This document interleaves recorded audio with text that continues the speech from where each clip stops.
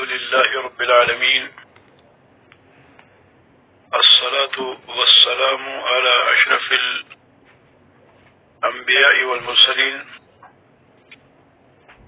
سيدنا ونبينا محمد وعلى آله وأصحابه أجمعين، أما بعد. اللهم إنا نعوذ بك من علم لا ينفع، ومن قلب لا يخشع، ومن نفس لا تشبع، ومن دعاء لا يسمع. اللهم علمنا ما ينفعنا وانفعنا بما علمتنا وارزقنا علما ينفعنا، ربنا زدنا علما.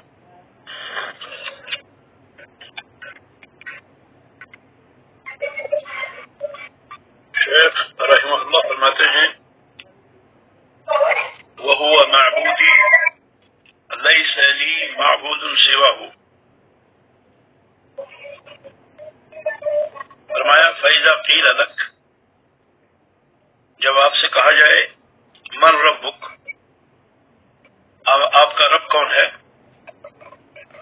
فَقُلْ رَبِّيَ اللَّهُ الَّذِي رَبَّانِي وَرَبَّ جَمِيعَ الْعَالَمِينَ بِنِعَمِهِ، کہ میرا رب وہ ہے جس نے مجھے پالا اور تمام کائنات کو پالا اپنی نعمتوں کے ذریعے. گویا کہ یہ رب کا تعارف دیا، اس نے مجھے پالا اور پوری کائنات کو پالا. یہ گویا کہ دلیل ہے ایک بہت بڑے آنے والے مسئلے کی.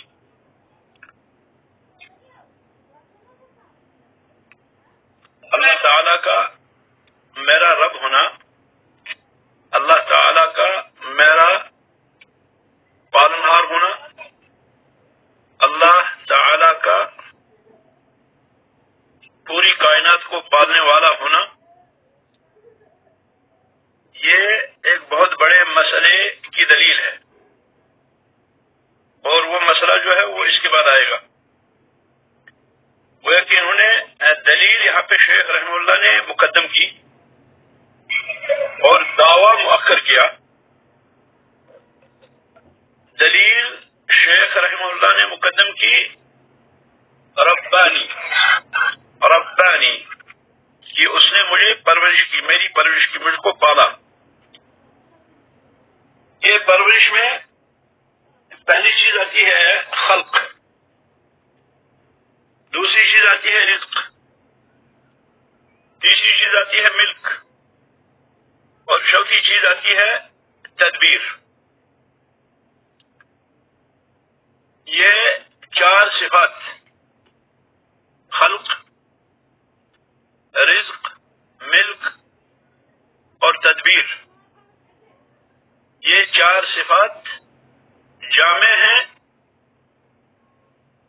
رب کے، یعنی رب العالمین جو رب صفت ہے، یہ رب کی تفسیر گویا کہ ہم کریں گے ان چار صفات سے. علماء کہتے ہیں کہ سارے افعال خلق اور سارے افعال رزق، یا اسی طرح سے سارے جو ہے اسباب ملک یا تدبیر، ان کا مرجع لفظ رب ہے. اور لفظ رب جو ہے یہ اللہ عز و جل کا صفاتی نام ہے. تو گویا کہ یہ دلیل ہے ہمارے پاس، بہت بڑی دلیل. اللہ تعالی کا ہمارا رب ہونا، اللہ تعالی کا پوری کائنات کا رب ہونا، یہ دلیل ہے بہت بڑی چیز کی جو بیان آگے آ رہا ہے. اور وہ ہے وَهُوَ مَعْبُودِي، کہ وہی میرا معبود ہے. اس نے مجھے بھی پالا اور اس نے پوری کائنات کو پالا، لہذا وہی میرا معبود ہے. جس رب کی یہ خبر ہے، جس رب کی شان یہ ہے کہ اس نے مجھے بھی پالا اور پوری کائنات کو اس نے پالا، وہی میرا معبود ہے، وہ میری عبادت کا بھی مستحق ہے اور میرے غیر کی عبادت کا بھی مستحق ہے، یعنی میں عبادت کروں اس کا حقدار وہی ہے، اور میرا غیر جو ہے عبادت کرے تو اس کا بھی مستحق صرف اللہ عز و جل ہے۔ پھر اس میں ایک اور بات جو ہے وہ اہم، جو یہ کہ صرف ربوبیت کا اقرار کرنا کافی نہیں، صرف یہ کہنا کہ میرا رب اللہ ہے، صرف یہ کہنا کہ میرا خالق اللہ ہے، میرا مالک اللہ ہے، میرا رازق اللہ ہے، مدبر الامور اللہ ہے، زندہ کرنے والا اللہ ہے، مارنے والا اللہ ہے، صرف انہی چیزوں کا اقرار کرنا کافی نہیں ہے،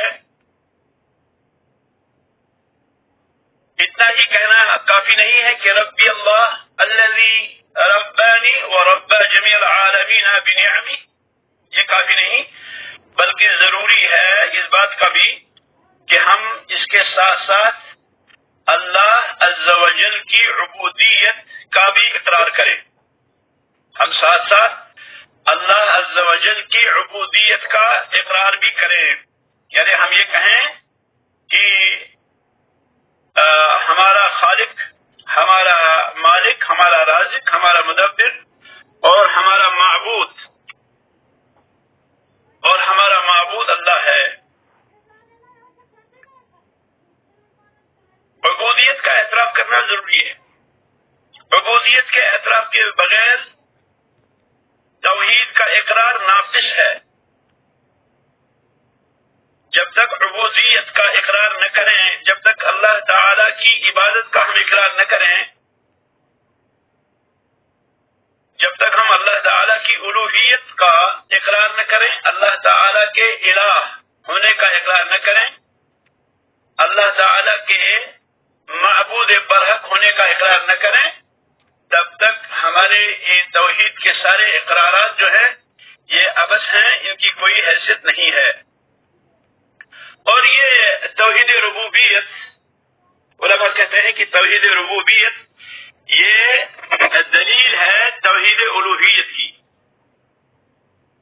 توحید ربوبیت یہ دلیل ہے توحید الوہیت کی، توحید عبودیت کی۔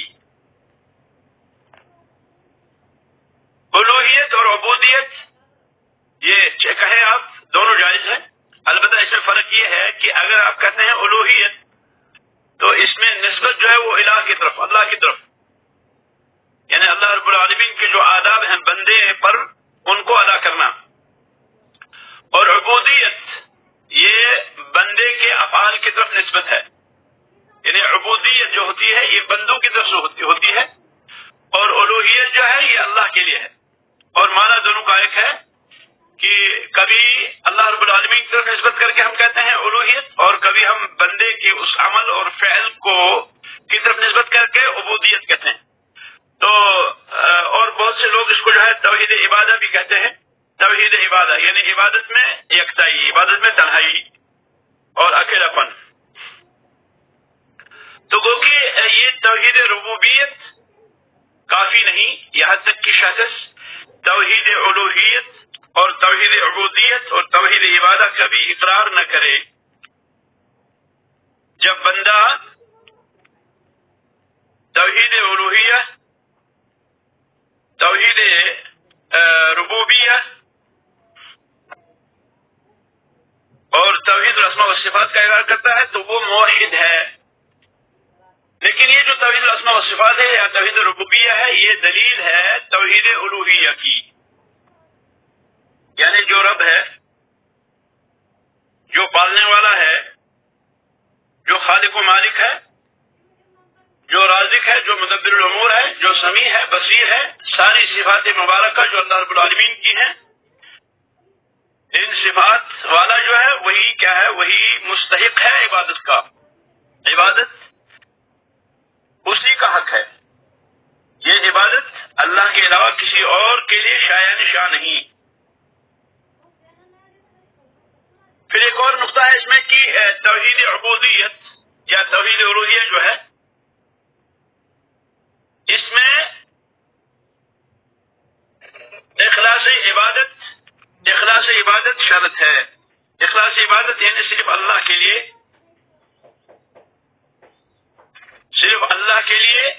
یہ اقرار کرنا یہ شرط ہے. عبادت کا خالص اللہ کے لیے ہونا یہ شرط ہے. اگر عبادت صرف اللہ کے لیے ہے تو یہ عبادت کہلائے گی، ورنہ یہ عبادت نہیں بلکہ یہ ضلالت کہلائے گی. بلکہ آپ دیکھیں گے کہ اگر اس عبادت میں ہم نے کسی اور کو شریک ٹھہرایا تو یہ شرک ہوتا ہے. تو گویا کہ عبادت میں اخلاص شرط ہے، اخلاص ضروری ہے. اسی لیے ہم کہیں گے کہ موحد اور مشرک کے درمیان فرق ہے. موحد اللہ رب العالمین کی ربوبیت کا اقرار کرتا ہے، اللہ عز و جل کی عبادت کا اقرار کرتا ہے، وہ ربوبیت کا بھی اقراری ہے، وہ اللہ رب العالمین کی عبودیت کا بھی اقرار کرتا ہے. جبکہ مشرک اللہ رب العالمین کی ربوبیت کا اقرار کرتا ہے لیکن وہ عبادت میں شریک ٹھہراتا ہے. اللہ رب العالمین کے ساتھ اللہ کے علاوہ کسی اور کو بھی وہ شریک ٹھہراتا ہے. وہ ایسے لوگوں کو شریک بناتا ہے اللہ کے ساتھ کہ جو نہ پیدا کر سکتے ہیں، نہ رزق دے سکتے ہیں، نہ وہ کسی چیز کے مالک ہیں، نہ وہ نفع و نقصان کے مالک ہیں. لا يملكون لكم ضرا ولا نفعا، لا يملكون لكم ضرا ولا نفعا.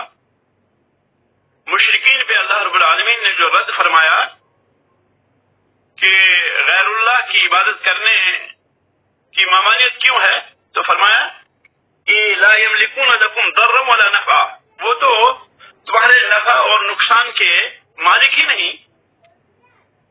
وہ نہ تم کو روزی دے سکتے ہیں، نہ رزق دے سکتے ہیں، نہ نفع پہنچا سکتے ہیں، نہ نقصان دے سکتے ہیں، تو تم ان کو کیوں پکارتے ہو؟ تو گویا کہ وہ توحید ربوبیت میں اللہ رب العالمین کے اقراری تھے، البتہ توحید عبادہ میں وہ دوسروں کو بھی پکارا کرتے تھے. تو گویا کہ موحد وہ ہے جو اللہ تعالی کی ربوبیت کا بھی اقرار کرے اور اللہ تعالی کی الوہیت کا بھی اقرار کرے. اور مشرک وہ ہے جو ربوبیت کا اقرار تو کرے لیکن عبودیت اور عبادت کا اقرار نہ کرے. موحد کہتا ہے ربی اللہ، میرا رب اللہ ہے، وہو معبودی، اور وہی میرا معبود ہے، اور اس کے علاوہ میرا کوئی بھی معبود نہیں. مشرک کہتا ہے ربی اللہ، میرا رب اللہ ہے، لیکن عبادت اس کے پاس صرف اللہ کے لیے نہیں ہے. وہ اللہ کی بھی عبادت کرتا ہے اور اس کے علاوہ پھر درختوں کی، پتھروں کی، اولیاء کی، صالحین کی، قبروں کی اور دیگر مشاہد وغیرہ کی جو ہے وہ عبادت کرتا ہے. اسی لیے اس کو مشرک کہتے ہیں کیونکہ اس نے عبادت میں اللہ تعالی کے ساتھ اللہ تعالی کے غیر کو شریک کیا. تو جب اس نے ایسا کیا اسے پھر اللہ تعالی کی ربوبیت کے اقرار نے کوئی فائدہ نہیں دیا اور نہ ہی اس کو اللہ تعالی نے اس اللہ تعالی کی ربوبیت کے اقرار نے اسلام میں داخل کیا. گویا کہ اللہ تعالی کی عبادت کا اقرار ربوبیت کے اقرار کا ملزوم ہے. آپ اللہ تعالیٰ کی ربوبیت کا اقرار کرتے ہیں تو واجب ہے آپ پر کہ آپ اللہ تعالیٰ کی عبودیت کا بھی اقرار کریں، الوہیت کا بھی اقرار کریں. آپ خلق، ملک، رزق، تدبیر، احیاء اور اماتہ اور دیگر صفات میں اللہ کو ایک جانتے ہیں تو اس کا تقاضا یہ ہے کہ آپ اللہ تعالیٰ کو عبادت میں بھی ایک جانیں. تو گویا کہ توحید کو شیخ رحمہ اللہ نے دلیل کے ساتھ یہاں ثابت کیا. یہ عقلی دلیل ہے کہ ربانی و رب جمیع العالمین بنعمہ. تو گویا کہ یہ اللہ رب العالمین کی ربوبیت کے ساتھ ساتھ اللہ تعالیٰ کی الوہیت کا بھی جو ہے کیا ہے یہ جو ہے اقرار ہے. دلیل بنایا ربوبیت کو الوہیت پر. یہ علماء کہتے ہیں، علماء عقیدہ، کہ اللہ تعالیٰ نے قرآن کریم میں جہاں بھی توحید ربوبیت کو ذکر کیا تو توحید ربوبیت کو دلیل بنایا توحید الوہیہ کے لیے. توحید ربوبیت کو اللہ تعالیٰ نے دلیل کے طور پہ پیش کیا توحید الوہیہ کے لیے. فرمایا اللہ تعالیٰ نے یا ایھا الناس اعبدوا، لوگو تم اللہ کی عبادت کرو. تو یہ توحید الوہیہ کی دعوت ہے، توحید عبادت کی دعوت ہے. کیوں؟ الذی خلقکم، ربکم الذی خلقکم، اعبدوا ربکم، اپنے رب کی عبادت کرو. کون رب؟ الذی خلقکم والذین من قبلکم، جس نے تم کو پیدا کیا اور تم سے پہلے والے لوگوں کو پیدا کیا. اور جو ہے یہ جہاں بھی قرآن کریم کی اسالیب میں سے ایک اسلوب ہے کہ جہاں اللہ رب العالمین توحید ربوبیہ کو ذکر کرتے ہیں تو توحید ربوبیہ کو توحید الوہیہ کی دلیل کے طور پر پیش کرتے ہیں. اس کی ایک مثال یہ ہے یا ایھا الناس اعبدوا ربکم الذی خلقکم والذین من قبلکم لعلکم تتقون الذی جعل لکم الارض فراشا والسماء بناء وانزل من السماء ماء فاخرج به من الثمرات رزقا لکم فلا تجعلوا للہ اندادا. تو شیخ رحم اللہ نے یہاں پر توحید ربوبیہ کو جو ہے کیا ہے بطور دلیل پیش کیا توحید الوہیہ کے لیے. یہ عقلی دلیل ہے. پھر شیخ رحم اللہ نے نقلی دلیل بیان فرمائی قرآن کریم سے اور فرمایا والدلیل قولہ تعالی، اس کی دلیل اللہ تعالی کا یہ فرمان ہے الحمد للہ رب العالمین. الحمد للہ رب العالمین، تمام تعریفیں اللہ کے لیے ہے. کس اللہ کے لیے؟ جو رب العالمین ہے، جو عالمین کا رب ہے. یہ قرآن کریم کی جو ہے پہلی آیت ہے بسم اللہ کے بعد، اور یہ اہل جنت کا آخری بات بھی ہوگی وآخر دعواہم الحمد للہ رب العالمین. اور اسی طرح سے جو ہے کائنات کا اہتمام بھی جو ہے وہ اسی سے ہوگا. اللہ تعالیٰ فرماتے ہیں وَقُضِيَ بَيْنَهُم بِالْحَقِّ وَقِيلَ الْحَمْدُ لِلَّهِ رَبِّ الْعَالَمِينَ. تو یہ عظیم کلمہ ہے، یہ عظیم کلمہ ہے الحمد للہ رب العالمین. الحمد یہ ثنا ہے محمود پر، محبت اور اجلال کے ساتھ ساتھ، یعنی محبت بھی ہو، اجلال بھی ہو، احترام بھی ہو اور ساتھ ساتھ جو ہے محبت بھی ہو. یہ شرط ہے حمد میں، یعنی محمود کی ثنا کرنا محبت اور احترام کے ساتھ. احترام بھی ہو اور محبت بھی ہو محمود کی، جس کی تعریف کر رہے ہیں آپ، جس کی آپ تعریف کر رہے ہیں اس کے ساتھ محبت بھی ہو اور اس کا احترام بھی ہو. تو حمد اس کو کہیں گے ہم. یہ جو ال ہے الحمد میں ال ہے یہ استغراق کے لیے ہے. اس کے معنی ہیں سارے کے سارے محامد اللہ تعالی کے لیے ہے. سارے کے سارے محامد، ساری کے ساری تعریفات اللہ کی ہیں، چاہے ملکیت کے اعتبار سے، یعنی ان تمام تعریفوں کا مالک بھی وہی ہے اور استحقاقاً مستحق بھی وہی ہے. یہ ساری تعریفیں اللہ رب العالمین ہی کی ملکیت ہیں اور ساری تعریفوں کا مستحق بھی اللہ تعالی ہی ہے. حمد مطلق کا مستحق اللہ رب العالمین ہے، یعنی مطلق حمد کا حقدار صرف اللہ رب العالمین ہے. رہا اللہ رب العالمین کے علاوہ دوسرے لوگ جو ہیں تو جب وہ کوئی اچھا کام کرے ان کی تعریف کی جا سکتی ہے، اگر وہ کوئی بھلا کام کرے تو ان کی تعریف کی جا سکتی ہے. اگر وہ بھلا کام نہیں کرتے تو وہ پھر تعریف کے مستحق نہیں. اگر وہ اچھا کام نہیں کرے تو وہ تعریف کے مستحق نہیں. جبکہ اللہ رب العالمین کے لیے کیا ہے؟ حمد مطلق ہے، کامل و مکمل تعریف اللہ ہی کے لیے ہے. اللہ رب العالمین کی تعریف جو ہے وہ ساری کی ساری ملکیت ہے اللہ کی، کیونکہ نعمتیں ساری کی ساری اللہ رب العالمین کی ہیں. جتنی بھی نعمتیں ہیں وَمَا بِكُم مِّن نِّعْمَةٍ فَمِنَ اللَّهِ وَمَا بِكُم مِّن نِّعْمَةٍ فَمِنَ اللَّهِ، تم پر جو بھی نعمت ہے، تم پر جو بھی نعمت ہے وہ ساری کی ساری اللہ رب العالمین کی طرف سے ہیں، اور وہ اللہ ہی کی ملکیت ہیں۔ اللہ رب العالمین نے یہ نعمتیں آپ کو عطا کی، آپ کو ان نعمتوں کا مالک بنایا تاکہ آپ ان نعمتوں کا شکر ادا کریں۔ اگر مخلوقات میں سے کوئی آپ کے ساتھ بھلائی کرتا ہے تو یہ کیا ہے؟ یہ اللہ ہی کی طرف سے ہے۔ کیوں؟ اس لیے کہ یہ نہیں کہ اللہ تعالیٰ اس میں اترا، جیسے وحدت الوجود کے لوگ کہتے ہیں کہ اللہ جو ہے وہ اس میں اترتا ہے، وہ مخلوق انا الرب والرب انا، کہ میں رب ہوں اور رب میں ہوں، ایسا نہیں، بلکہ اگر کوئی مخلوق آپ کے ساتھ بھلائی کرتا ہے وہ بھلائی جو ہے وہ دراصل اللہ ہی کی طرف سے ہے۔ کیوں بھائی؟ اس لیے کہ اللہ تعالیٰ نے اس مخلوق کو آپ کے تابع بنا دیا، اللہ تعالیٰ نے اس مخلوق کو آپ کے تابع کر دیا۔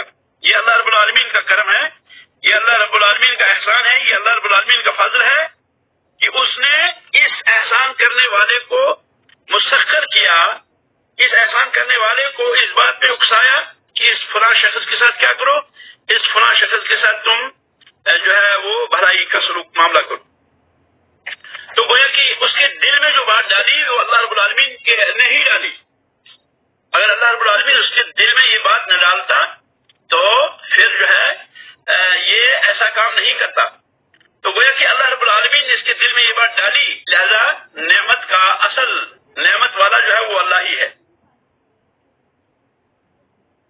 تو گویا کہ حمد ساری کی ساری اللہ سبحانہ و تعالیٰ کی طرف لوٹتی ہیں۔ اور پھر کہا للہ، یہ جار و مجرور ہے، لام حرف جر اور اللہ مجرور، یہ متعلق ہیں محذوف کے۔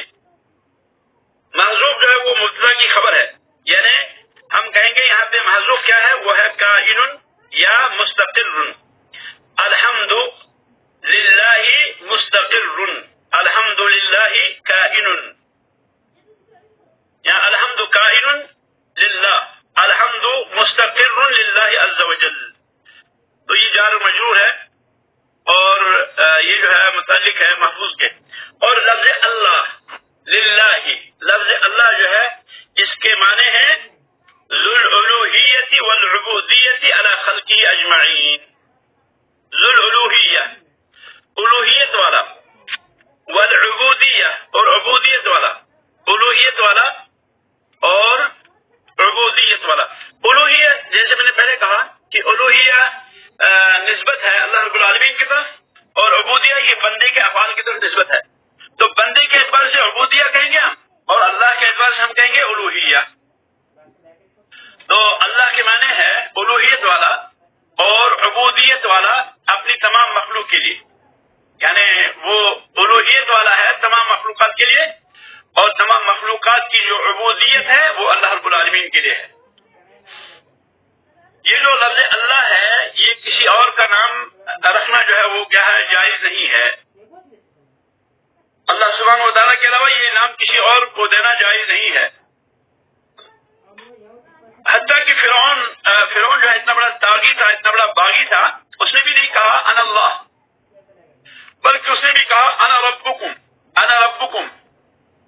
تو یہ اسم جو ہے، یہ نام جو ہے لفظ اللہ، یہ خاص ہے اللہ عز و جل کے ساتھ، اور کسی کو بھی یہ نام نہیں دیا جا سکتا اللہ رب العالمین کے علاوہ، اور نہیں کائنات کے اندر کوئی جرأت کر سکتا ہے کہ وہ اپنے آپ کو اللہ کہے۔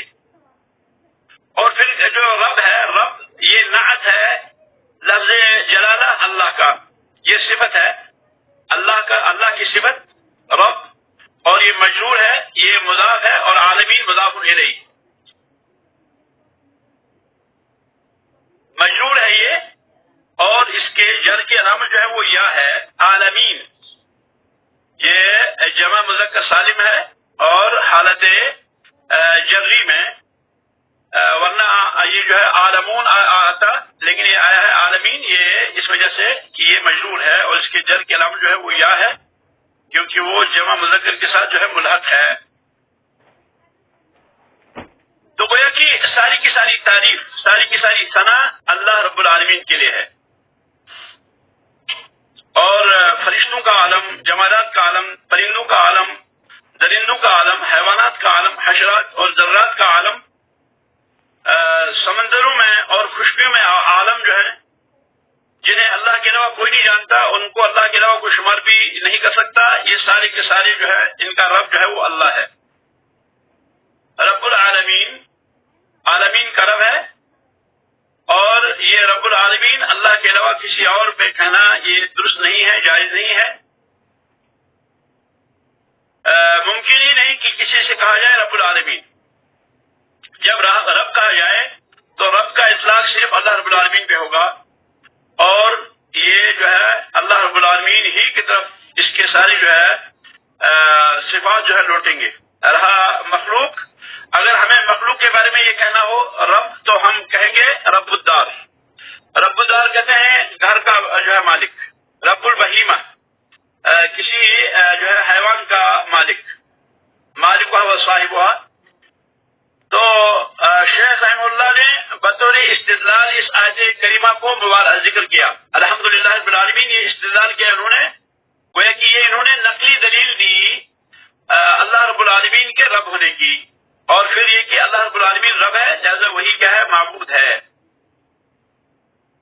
اس کے بعد کہتے ہیں وَكُلُّ مَا سِوَى اللَّهِ عَالَمٌ وَكُلُّ مَا سِوَى اللَّهِ عَالَمٌ، اور اللہ رب العالمین کے علاوہ جو بھی ہیں یہ سارے کے سارے عالم ہیں، عوالم ہیں، اور وَأَنَا وَاحِدٌ مِّن ذَلِكَ الْعَالَمِ، میں بھی اس عالم میں سے ایک ہوں۔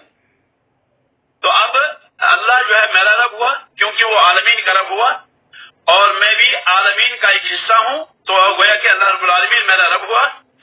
کوئی یہ نہیں کہہ سکتا کہ میرا جو ہے رب العالمین کے علاوہ کوئی اور رب ہے، چاہے وہ مسلمان ہو چاہے کافر ہو، یہ ممکن ہی نہیں کہ کوئی یہ کہے کہ رب کے سوا میرا کوئی اور پروردگار ہے، نہیں کوئی عقل مند یہ بات کہہ سکتا ہے۔ یہ دلیل ہے اللہ رب العالمین کی ربوبیت کی۔ تو اللہ رب العالمین جب رب العالمین ہوئے تو یہی عبادت کے مستحق ٹھہرے۔ اللہ رب العالمین کا عبادت کا مستحق ہونا، اس میں ابطال ہے، اس میں رد ہے۔ اللہ سبحانہ و تعالیٰ کے علاوہ جو دیگر عبادت کی جاتی ہے اس عبادت سے، یہ اس میں ابطال ہے، عبادت غیر ہی سبحانہ و تعالیٰ کا، یعنی اللہ رب العالمین کے علاوہ کی عبادت کا ابطال ہے۔ اسی لیے الحمدللہ رب العالمین کے بعد اللہ تعالیٰ نے فرمایا ایاک نعبد و ایاک نستعین، ایاک نعبد و ایاک نستعین، یہ جو ہے حصر کا فائدہ دیتا ہے، ایاک نعبد، کیونکہ معمول کو مقدم کرنا اور عامل کو مؤخر کرنا اس میں حصر کی دلیل ہے۔ عامل یہاں پہ مؤخر ہے اور معمول یہاں مقدم ہے، ہونا چاہیے نعبد کا، نعبد کا، نعبد فعل اور فاعل اور کیا مفعول به، تو معمول جو ہے وہ کیا ہے، وہ کیا، یہ جو ہے یہاں مقدم لایا ایاک، اور یہاں جو ہے نعبد عامل ہے اس کو مؤخر کیا، یہ حصر کی دلیل ہے۔ تو گویا کہ ایاک نعبد اگر ہم کہتے ہیں تو یہ نعبد کا سے مختلف ہے، یعنی دو لفظ ہے ہمارے پاس، ایک ہے ایاک نعبد اور دوسرا ہے نعبد کا، معنی دونوں کا ایک ہے۔ ایاک نعبد اور نعبد کا دونوں لفظوں کا معنی ایک ہے، لیکن یہ جو عامل کو معمول کو مقدم کیا اور عامل مؤخر کیا، اس میں حصر کا فائدہ ہے۔ ایاک نعبد میں کیا ہے، اس میں معمول مقدم ہے، مفعول کو پہلے لایا اور فعل اور فاعل کو مؤخر کیا، جبکہ نعبد کا اس میں فعل اور فاعل جو ہے پہلے ہے اور کیا جو ہے مفعول مؤخر ہے، اپنی جگہ پہ ہے۔ تو یہ جو ہے دونوں عبادتوں میں فرق ہے، ایاک نعبد اور نعبد کا، اس میں فرق ہے۔ اور فرق کیا ہے؟ فرق یہ ہے کہ یہ جو ایاک نعبد اس میں حصر کا فائدہ ہے، یعنی محصور ہے، یعنی تیری ہی ہم عبادت کرتے ہیں، تیری ہی ہم عبادت کرتے ہیں، تیرے سوا کسی اور کی ہم عبادت نہیں کرتے۔ یہ جو لفظ نعبد ہے اس میں اس بات ہے صرف، یعنی ہم کہتے ہیں نعبد کا، ہم تیری عبادت کرتے ہیں، اس میں اس بات ہے ہم آپ کی عبادت کرتے ہیں، لیکن جب ہم کہیں ایاک نعبد تو اس میں نفی اور اس بات دونوں پائی جاتی ہے، اس میں نفی بھی ہے اس بات بھی ہے۔ ایاک نعبد یعنی ہم تیری ہی عبادت کرتے ہیں، علاوہ کسی اور کی عبادت نہیں کرتے، تو گویا کہ ایاک نعبد میں نفی اور اثبات دونوں ہیں، جبکہ نعبد میں صرف اثبات ہے۔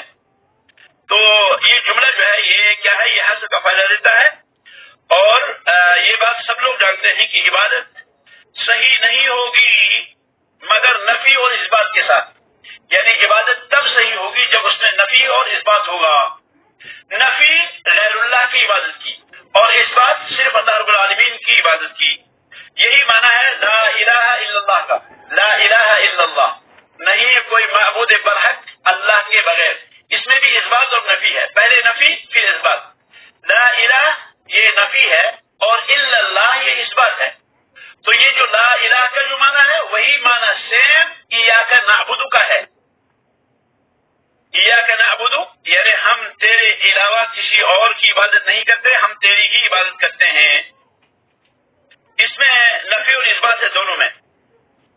اس میں اللہ رب العالمین کے ما سوا کی الوہیت کی نفی ہے، اور اس میں اللہ رب العالمین کے لیے الوہیت کا اثبات ہے کہ الوہیت صرف اللہ کی، اور اللہ کے علاوہ کی جو ہے الوہیت نہیں ہے، اللہ کے علاوہ کسی اور کی الوہیت جو ہے وہ ثابت نہیں ہے۔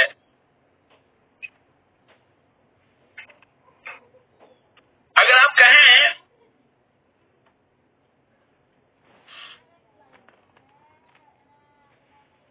اللہ ربی یا ربی اللہ الذی ربانی ربانی بنعمہ، تو یعنی آپ اگر یہ کہیں کہ اللہ میرا رب ہے، یا آپ یہ کہیں کہ میرا رب وہ ہے کہ جس نے مجھے پالا اپنی نعمتوں سے، تو سوال ہے کہ اس بات کی دلیل کیا ہے کہ اللہ رب العالمین نے آپ کو پالا اپنی نعمتوں سے؟ اس کی کیا دلیل ہے کہ اللہ رب العالمین نے آپ کو پالا اپنی نعمتوں سے؟ تو شیخ رحم اللہ نے اسی لیے وحی کی دلائل کو پیش کیا اور عقلی دلائل پیش کیے، جیسا کہ آگے آئے گا۔ تو فَإِذَا قِيلَ لَكَ بِمَا عَرَفْتَ رَبَّكَ، کہ جب آپ سے یہ کہا جائے کہ آپ نے اپنے رب کو کیسے پہچانا، یعنی یہ تو آپ نے اقرار کیا کہ اللہ میرا جو ہے پالنے والا ہے، اللہ رب العالمین میرا پالنہار ہے، پوری کائنات کا پالنہار ہے، یہ تو آپ نے کہا، تو آپ سے یہ کہا جائے کہ آپ نے کیسے پہچانا یہ کہ اللہ نے آپ کو پالا ہے؟ کیونکہ اگر کوئی شخص کوئی دعویٰ کرتا ہے تو ضروری ہے کہ وہ اپنے دعویٰ کی دلیل جو پیش کرے، اور اگر دعویٰ کی دلیل نہ ہو تو وہ عبث ہیں، اگر دعویٰ کی دلیل نہ ہو تو وہ عبث ہیں، وہ فضول ہیں، ان کی کوئی حیثیت ہے ہی نہیں۔ گویا کہ دعویٰ اگر آدمی کرتا ہے تو دعویٰ کی دلیل چاہیے، دعویٰ ورنہ غیر صحیح ہوگا۔ آپ نے کہا میرا رب اللہ ہے جس نے مجھے پالا اور جس نے تمام کائنات کو اپنی نعمتوں سے پالا، تو اس کی دلیل کیا ہے؟ تو اس کی دلیل کیا ہے؟ اس کی دلیل ہے الدلیل آیاتہ و مخلوقاتہ، میرا رب میرا پالنہار ہے اور پوری مخلوق کا، پوری کائنات کا پالنہار ہے۔ اس کی دلیل کیا ہے؟ اس کی دلیل اللہ تعالی کی آیات اور اللہ تعالی کی مخلوقات، دو چیزیں ہیں، آیات اور مخلوقات۔ آیات بھی دلیل ہیں اور مخلوقات بھی دلیل ہیں۔ آیات یہ آیا کی جمع ہے، آیا کہتے ہیں نشانی کو، کسی چیز کی نشانی، اس کو ہم کہیں گے لغوی طور ہم اس کو نشانی کہیں گے، آیا کہیں گے۔ کسی چیز کی دلیل، جیسے کہ نبی علیہ السلام نے ارشاد فرمایا آیت المنافق کی ثلاث، کہ منافق کی علامت جو ہے وہ تین ہے۔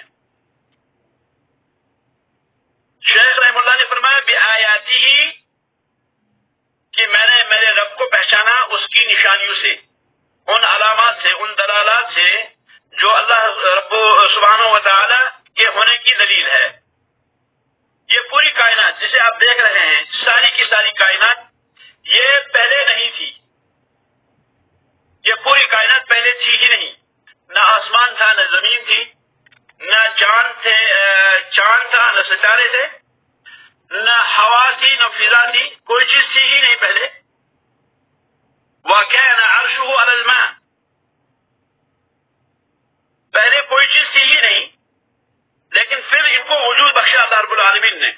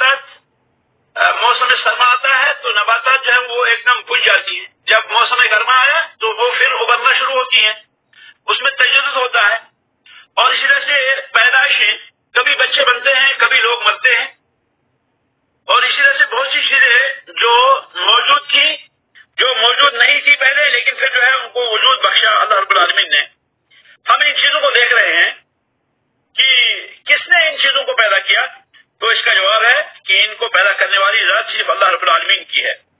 کیا کوئی شخص اپنے آپ کو پیدا کر سکتا ہے؟ کیا کوئی بشر، کوئی فرد بشر اپنے آپ کو پیدا کر سکتا ہے؟ کائنات کے اندر ایسا کوئی بھی نہیں پیدا ہوا جو یہ دعویٰ کرے۔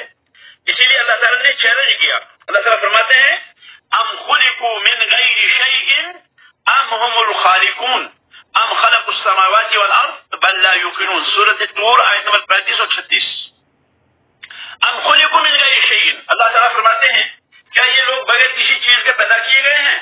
ام هم الخالقون، یا کہ یہی پیدا کرنے والے، ام خلقوا السماوات والارض، یا انہوں نے یہ آسمانوں اور زمینوں کو بنایا جو ہے پیدا کیا ہے۔ بل لا یوقنون، بلکہ ان لوگوں کو یقین ہی نہیں ہے۔ یہ کفار کا وتیرہ ہے کہ وہ کیا کرتے ہیں، وہ ان چیزوں میں یقین ہی نہیں کرتے۔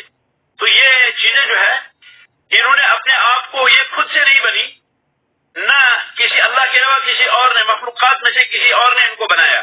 کسی بھی سور میں کوئی بھی درخت، کوئی بھی پتا، کوئی بھی مچھر، کوئی بھی مکھی تک یا اس سے نیچے کوئی چیز کائنات کے اندر کسی اور نے نہیں بنائی، بلکہ ساری چیزوں کو اللہ تعالیٰ نے ہی بنایا۔ اللہ تعالیٰ فرماتے ہیں ان الذين تدعون من دون الله لن يخلقوا ذبابا ولو اجتمعوا له، سورۃ حج آیت نمبر 73۔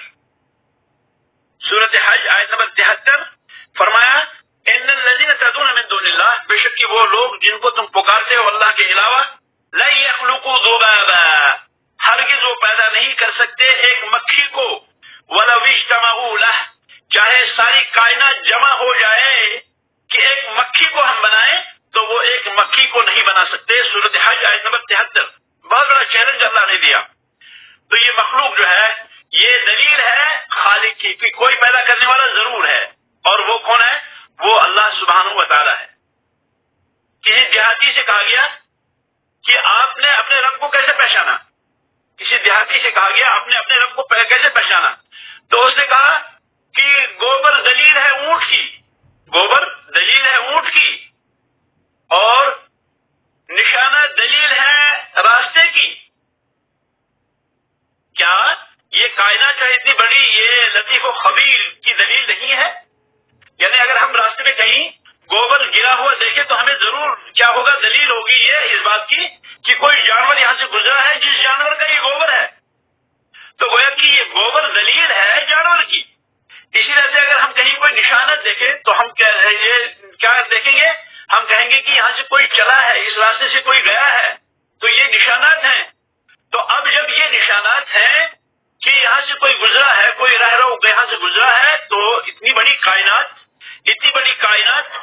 کہ جو اپنے عجیب اور کیا ہے اپنی وسعتوں اور اپنی بے پہنائیوں اور جو ہے وسعتوں میں جو ہے بے نظیر ہے، جو ہے تو اس کو کسی نے نہیں بنایا ہوگا، یہ خود بنی ہوگی۔ یہ جو ہے اس دیہاتی شخص نے دلیل دی۔ تو گویا کہ یہ مخلوق جو ہے، مخلوق چاہے انسان ہو، چاہے حیوان ہو، چاہے جن ہو، چاہے فرشتہ ہو، چاہے ذرات ہو، چاہے آسمان ہو، زمین ہو، سمندر ہو، بحر و بر ہو، جتنی بھی چیزیں ہیں یہ ساری کی ساری چیزیں دلیل ہے کہ ان کو کسی نے پیدا کیا، یہ خود بخود وجود میں نہیں آئی۔ آپ غور کریں کہ سمندر تب سے بہ رہا ہے، جب سے یہ بنایا گیا تب سے بہ رہا ہے، جاتا کہاں ہے، جمع کہاں ہوتا ہے، کہاں کیا گیا کسی کو پتا نہیں۔ کائنات اس سے جاہل ہے، کائنات اس سے جو ہے بے خبر ہے۔ گویا کہ اتنا بڑا نظام، اور پھر آپ دیکھ رہے ہیں کہ یہ کائنات کے نظام بھی کھڑا ہے، تو گویا کہ اس کا کوئی پیدا کرنے والا ضرور ہے، اور وہ ہے خالق سبحانہ و تعالی۔ تو گویا کہ یہ دلیل ہے، مخلوق دلیل ہے خالق کی، یہ دلیل ہے خالق کی۔ آج اسی بھی اکتفا کرتے ہیں۔ هذا وصلی اللہ وسلم علی نبینا محمد وعلی آلہ وصحبہ اجمعین۔ سبحانک اللہم وبحمدک، اشہد ان لا الہ الا اللہ، استغفرک واتوب الیک۔